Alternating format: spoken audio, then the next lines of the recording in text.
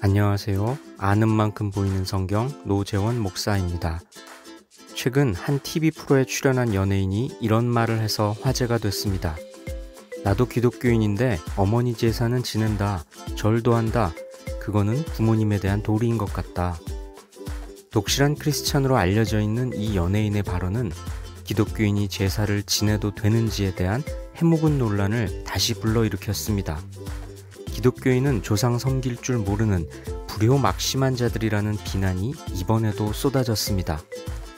사실 이 말은 같은 프로에 출연한 철학자의 발언에서 비롯됐습니다. 이분은 방송을 통해 널리 알려진 유명한 철학자인데요. 이렇게 말했습니다. 많은 사람이 기독교라 해도 집에서 제사는 모신다. 구약을 봐도 전체가 제사 문화거든. 어떤가요? 정말 그런가요? 이번 시간에는 크리스찬이 제사를 지내도 되는지 안 되는지 그 해답을 찾아보겠습니다. 그럼 시작해 볼까요?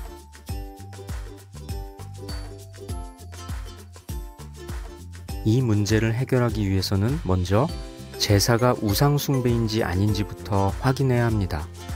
우상숭배라면 기독교의 가르침을 정면으로 위배하는 것이니까 당연히 하지 말아야 합니다. 그런데 적지 않은 분들이 우상숭배까지는 아니라고 말합니다. 그저 돌아가신 부모님을 기억하고 그분의 삶을 기념하려는 거지 부모님을 신처럼 생각하고 절하는 건 아니라는 거죠. 이런 주장은 절을 어떤 마음으로 하는지에 따라 우상숭배인지 아닌지가 결정된다는 뜻이기도 합니다. 그런데 과연 그럴까요? 제사는 사실상 우상숭배입니다. 제사를 지내는 사람이 그 제사에 어떤 마음으로 임하든지 제사상에 절을 하게 되면 그것은 우상숭배입니다. 하나님 외에 다른 신을 섬기는 행위인 것이죠. 지금부터 제사가 사실상 우상숭배인 이유를 두 가지로 살펴보겠습니다. 제사를 지내면서 그저 돌아가신 부모님을 기념하는 정도라면 문제는 없을 겁니다. 하지만 제사를 지내는 이들은 돌아가신 부모님의 혼이 제사 장소에 오신다고 믿습니다. 그리고 제사 음식을 마음껏 드신다고 생각하죠. 하지만 이런 생각은 옳지 않습니다. 성경은 죽은 자의 영혼이 결코 현세 안으로 다시 돌아올 수 없다고 분명하게 말합니다.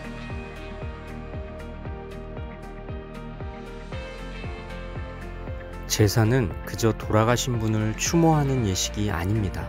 분명히 혼을 불러내는 행위입니다. 왜냐하면 죽은 이에게 우리가 음식을 정성껏 차려놨으니 마음껏 드세요. 이렇게 초청하기 때문입니다. 제사를 모신다라고 표현하는 것도 바로 그런 이유에서입니다. 그런데 성경은 혼을 불러내는 행위를 엄격하게 금지합니다. 그러니 제사는 돌아가신 부모님의 영혼이 아니라 귀신들에게 절하는 행위일 뿐입니다. 기독교인이 제사를 지내도 된다는 주장에는 이런 전제가 깔려 있습니다. 조상은 신이 아니며 효도하는 마음을 나타내는 것뿐인데 왜 문제가 되냐는 거죠. 문제가 됩니다. 기독교인은 안 그럴지 몰라도 불신자들은 대부분 돌아가신 부모님께 복을 빌기 때문입니다. 신이 아니라 그저 부모님께 효를 표하는 것뿐이라고 하면서 마음속으로는 복을 빈다면 이는 모순이거나 조상신을 섬긴다는 뜻이 됩니다. 제사를 지내지 않으면 후환이 있지 않을까 은근히 두려워하는 것도 같은 맥락에서겠죠. 성경은 복 주시는 분이 오직 여호와 하나님 한 분뿐이라고 분명하게 선언하고 있습니다. 제사라는 행위 자체가 조상신이 복 주기를 기대하는 성격을 갖고 있기 때문에 제사상에 절하는 것이 우상숭배가 아니라고 할 수는 없습니다. 잠깐만, 철학자의 발언은 옳은가요? 구약에도 제사가 있으니 기독교라 하더라도 제사를 지내야 한다. 이분의 발언은 몹시 실망스러웠습니다. 이분이 그간 쌓아놓은 지성인으로서의 명성에 걸맞지 않는 어이없는 발언을 했기 때문이죠. 구약의 제사는 죽은 사람을 위한 게 아니라 오직 여호와 하나님 한 분만을 위해 드리는 제사였음이 성경에 분명하게 기록되어 있습니다. 이건 한글을 읽을 수 있는 사람이라면 누구나 동의할 수 있는 수준의 것이죠. 평소 기독교에 대해서 해박한 식견을 갖고 있는 것처럼 행세했던 분이 실수를 하신 것 같습니다.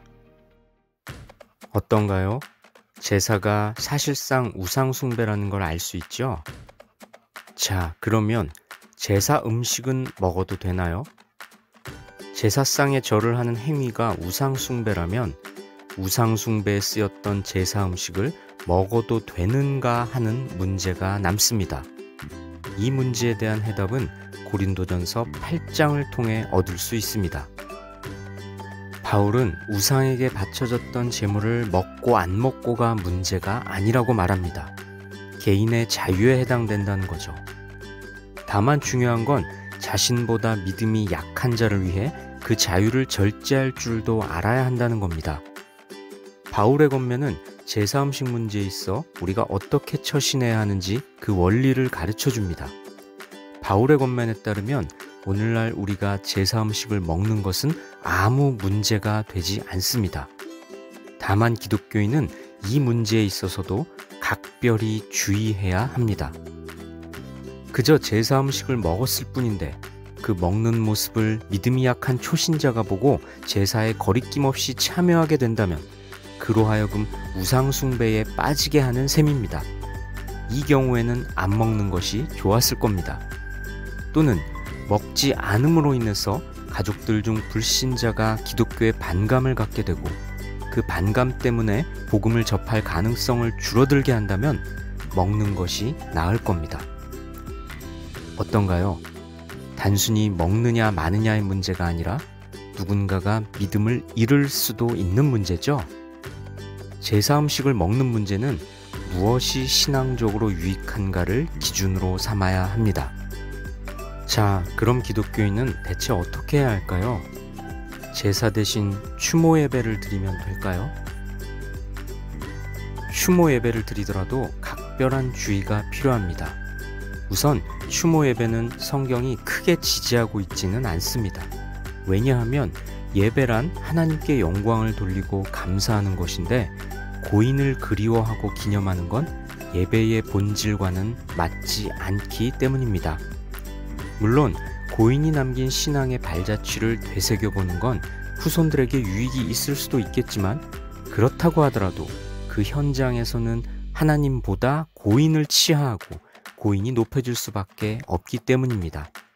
하나님이 아니라 고인이 예배의 대상이 되어버리기 쉽다는 거죠. 그러므로 예배라는 표현보다는 추모 예식이라 하든지 아니면 추모일 예배라고 하는 것이 좋겠습니다. 제사에는 가족 간의 화목을 도모하는 부차적 기능도 있음을 인정해야 합니다. 그러니 제사상에 절을 하지 않는다는 이유로 제사 준비마저 거부해서는 안 됩니다.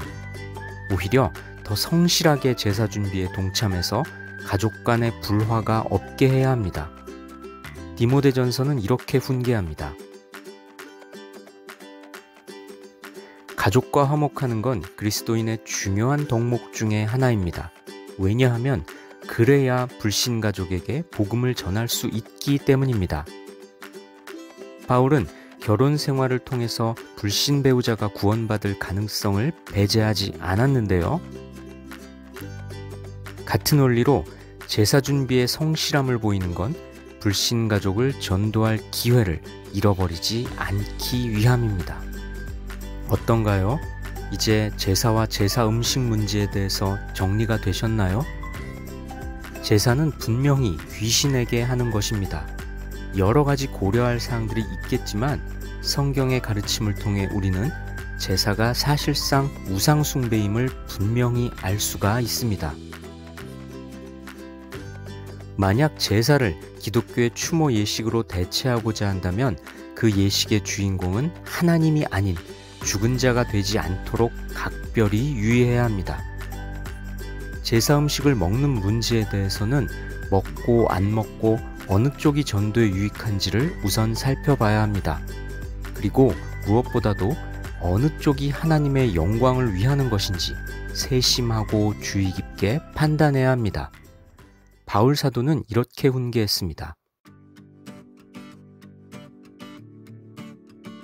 하나님의 영광을 위해 제사 문제에 있어서 믿음의 결정을 하시기를 주님의 이름으로 축복하고 권면합니다. 지금까지 아는 만큼 보이는 성경 노재원 목사였습니다. 다음 시간에 또 만나요.